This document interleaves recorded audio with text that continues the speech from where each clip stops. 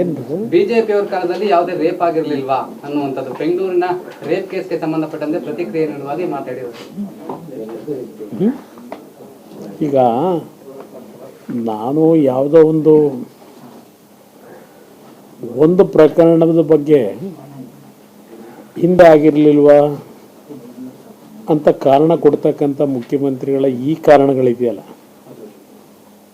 ಇದನ್ನು ನಾನು ಅವರಿಂದ ಏನು ಎಕ್ಸ್ಪೆಕ್ಟ್ ಮಾಡಲ್ಲ. ಕಾರಣ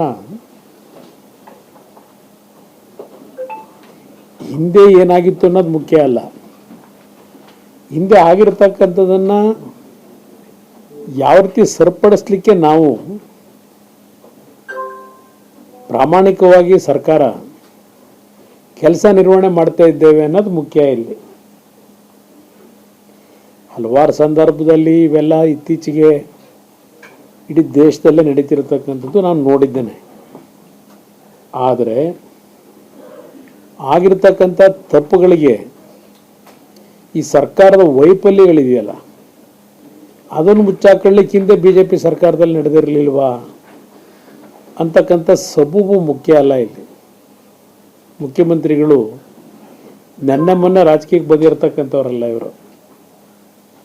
ಅದರಲ್ಲೂ 2ನೇ ಬಾರಿಗೆ ಮುಖ್ಯಮಂತ್ರಿಯಾಗಿ ಕೆಲಸ ಮಾಡ್ತಾ ಇದ್ದಾರೆ. ಇವರು 1ನೇ ಬಾರಿ ಮುಖ್ಯಮಂತ್ರಿ ಇದ್ದಾಗ ಅದೊಂದು ದೊಡ್ಡ ಇಡೀ ವಿಶ್ವದಾದ್ಯಂತ ಚರ್ಚೆ ಪ್ರಾರಂಭ ಆಗೋಗಿದ್ದಾಗ ಸ್ಕೂಲ್ಗಳಲ್ಲಿ ಸ್ಕೂಲ್ ಹೋಗೋ ಮಕ್ಕಳ ಮೇಲೆ ಕ್ರೌರ್ಯ ನಡೀತಾ ಇದ್ದಂಥದ್ದು ಅದನ್ನು ಸಹ ನೋಡಿದ್ದೀವಿ. ಇವತ್ತು ರಾಜ್ಯದಲ್ಲಿ ಒಂದು ಗ್ಯಾಂಗ್ ರೇಪ್ಗೆ ಸೀಮಿತವಾಗಿಲ್ಲ. ಇಲ್ಲಿ ಸರ್ಕಾರದ ಆಡಳಿತ ಎಷ್ಟರ ಮಟ್ಟಿಗೆ ಇವತ್ತು ಜನಸಾಮಾನ್ಯರಲ್ಲಿ ಒಂದು ಭಯ ಭಕ್ತಿ ಇರಬೇಕಲ್ಲ, ಆ ವಾತಾವರಣ ಇದೆಯಾ? ಇವತ್ತು ಪಾಪ ಮಹಾತ್ಮ ಗಾಂಧೀಜಿಯವರ ಹೆಸರಿನಲ್ಲಿ ಏನೋ ಜೈ ಬಾಪು, ಜೈ ಭೀಮ್, ಸಂವಿಧಾನ, ಜೈ ಸಂವಿಧಾನ ನಡೀತಾ ಇದೆಯಪ್ಪ. ಬೆಂಗಳೂರಿನಲ್ಲಿ ಬೆಳಗಾವಿಲಿ ಕೋಟ್ಯಾಂತರ ರೂಪಾಯಿ ಹಣ ಖರ್ಚು ಮಾಡಿ ಈಗ ಬಾಪೂಜಿಯವ್ರನ್ನ ನೆನೆಸ್ಕೊತಾ ಇದ್ದೀರಿ. ಅಲ್ಲೆಲ್ಲ ಕಾಂಗ್ರೆಸ್ ನಾಯಕರು, ಅದ್ರ ಜೊತೆಗೆ ಅಂಬೇಡ್ಕರ್ ಅವ್ರು ನೆನೆಸ್ಕೊತಾ ಇದ್ದೀರಿ, ಸಂವಿಧಾನವನ್ನು ನೆನೆಸ್ಕೊತಾ ಇದ್ದೀರಿ. ಪಾಪ ಈಗ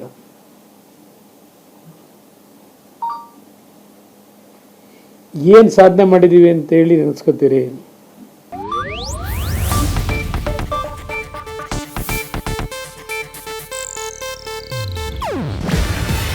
ಇದು ಏಷ್ಯಾನೆಟ್ ನ್ಯೂಸ್ ನೆಟ್ವರ್ಕ್ ಪ್ರಸ್ತುತಿ.